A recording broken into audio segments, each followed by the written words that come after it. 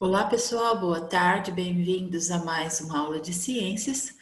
Estamos estudando os animais nesse capítulo 23, livro 11. Já vimos 4 grupos de animais. Vimos os poríferos, os quinidários, os nematóides, os plateumintos. Hoje nós vamos falar um pouquinho sobre os anelídeos e os artrópodes, certo?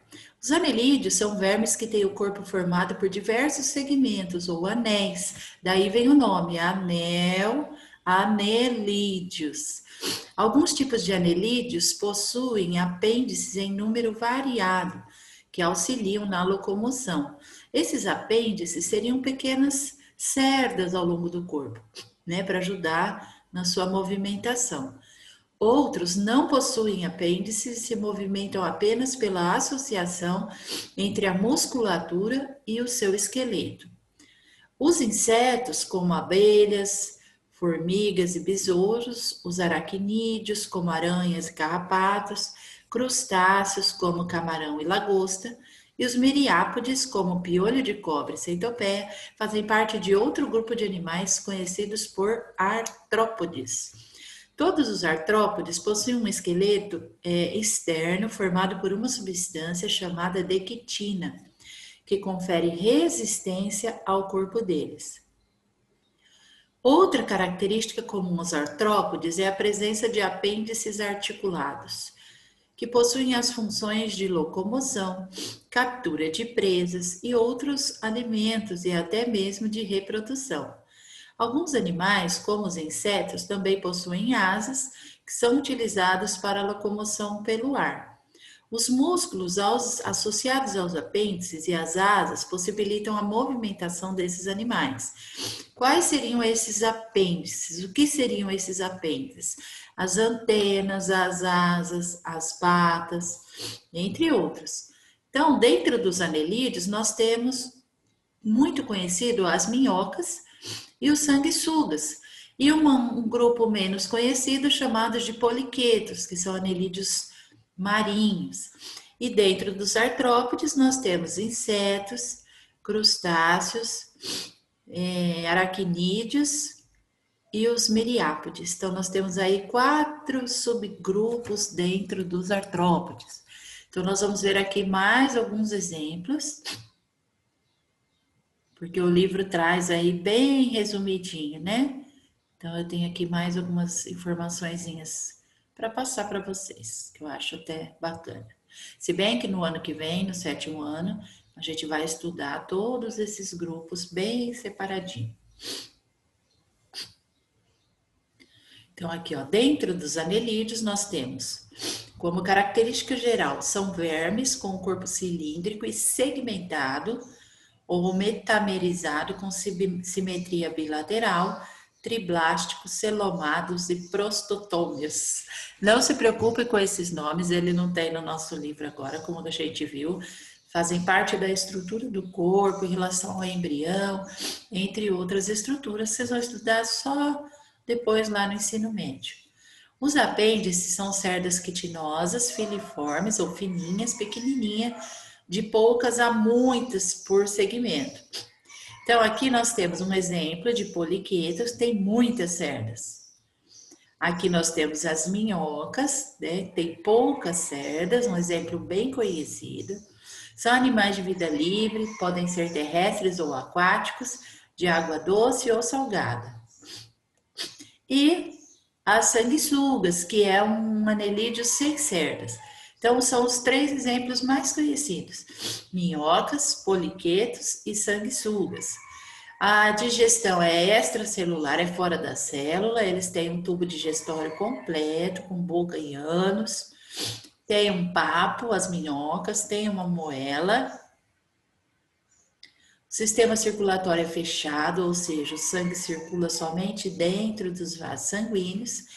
As minhocas, eles têm várias estruturas que pulsam, né, impulsionando, bombeando o sangue, como se fosse um coração. Então, muitas vezes, você pode ouvir falar que a minhoca tem vários corações. Na verdade, não é um coração igual ao nosso, né? É um vaso sanguíneo mais resistente um pouquinho, que pulsa, certo? Então, ele bombeia esse sangue. O sangue das minhocas tem hemoglobina, que é uma substância que carrega o ferro, que é vermelha, por isso o sangue das minhocas também é vermelho. O sistema respiratório vai depender do habitat onde o anelídeo mora. Se for poliqueto, que é aquático, a respiração vai ser pelas brancas. Nas minhocas e sanguessugas, que são terrestres, a respiração é pela pele. Então, as minhocas têm a pele bem fininha para o gás oxigênio poder entrar e o gás carbônico poder sair. Possuem sistema excretor, tem estruturas que fazem a função dos nossos rins, né? Eles retiram as substâncias nocivas e essas estruturas são chamadas de metanefrídeos. O sistema nervoso também presente, eles não têm um cérebro, mas ele tem estruturas chamadas de gânglios cerebrais que vão fazer a função do cérebro. A reprodução pode ser sexuada e assexuada, né? Aqui no caso das minhocas, olha, as minhocas aqui, elas produzem as duas células reprodutoras, né? São hermafroditas, mas elas não podem se autofecundar. Então, precisam de outra minhoca. Então, elas têm uma estrutura diferenciada, que é chamada de clitelo, que é essa parte mais clarinha, né? Então, as duas minhocas, elas se encostam uma na outra. E aqui, o que está acontecendo? Uma está passando o espermatozoide para a outra, né? E vão assim, uma que vai fecundar a outra. Então, essa passa o espermatozoide dessa para essa, e essa passa o espermatozoide dessa para essa. Os oligoquetas vivem em ambientes terrestres, úmidos ou aquáticos de água doce. Como exemplo, tem as minhocas, possuem poucas cerdas. Os poliquetos são marinhos, né? Aqui tem um exemplo, eles têm muitas cerdas. Lembrando que essas cerdas ajudam na locomoção, na captura de alimentos. E o sanguessuga não tem cerdas. A maioria vive em água doce e outros ambientes úmidos, né? O nome diz sanguessuga porque ele suga o sangue, certo? Então, vamos ver um pouquinho agora dos artrópodes.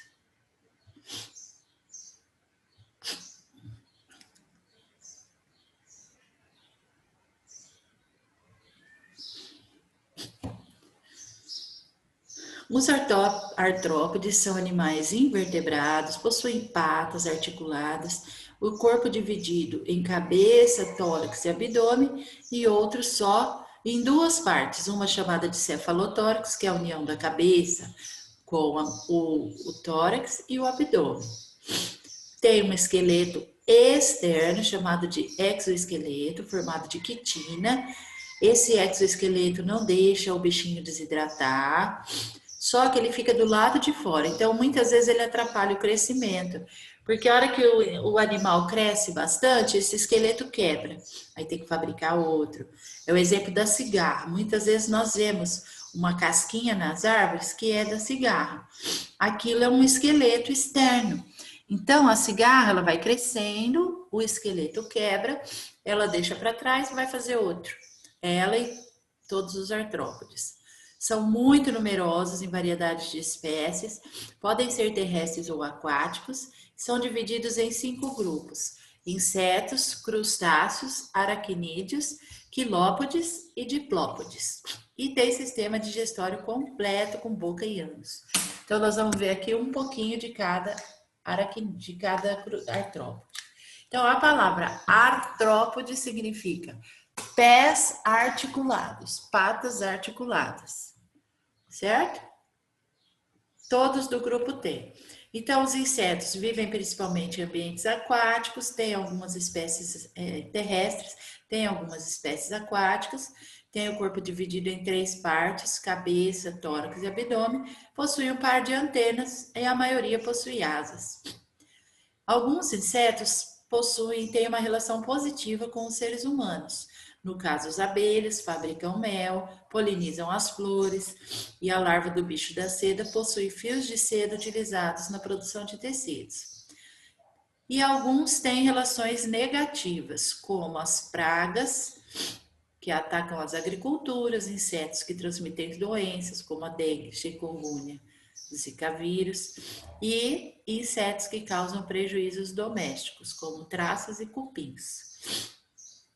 Os crustáceos vivem principalmente nos oceanos, alguns de água doce, alguns terrestres, muitos servem de alimento na culinária humana, possuem número variado de patas e 2 pares de antenas.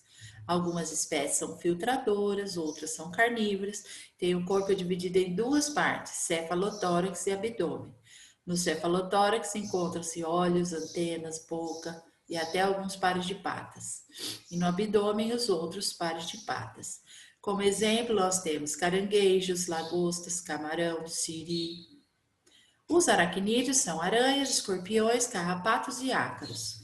As aranhas são predadoras de animais diversos, têm o corpo dividido em 2 partes, têm 4 pares de patas, não têm antenas. Suas estruturas principais são as quelíceras, que é um negocinho, um ganchinho que ela tem na boca, que serve para injetar o veneno na presa. Pedipalpos, parece uma mãozinha para segurar ou manipular o alimento, e as glândulas fiandeiras, no caso das aranhas, para fazer as teias. Então, nós temos a aranha, escorpião amarelo, que tem muito aqui em Penápolis, carrapato, que é um parasita externo, e os ácaros, são microscópios, mas ele, quando visível no microscópio, aí é o corpo bonitinho. Né? A gente respira, às vezes pega um ácaro aí e fica com alergia. Quilópodes e diplópodes são seres com hábitos noturnos, ele tem cabeça e tronco largo, possuem um par de antena, um par de olhos, injetam veneno, um par de patas em cada anel.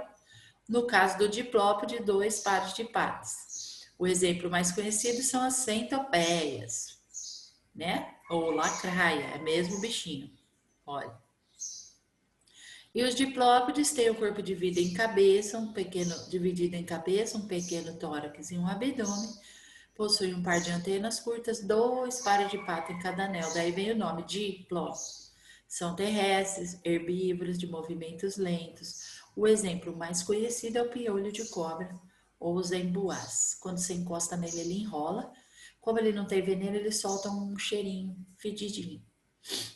Fica na mão. Aqui eu tenho um resumo de todos os artrópodes, insetos, crustáceos, aracnídeos, quilópodes e diplópodes. Eu não vou ler essa tabela porque a gente vai estudar ela depois, ano que vem, com mais calma.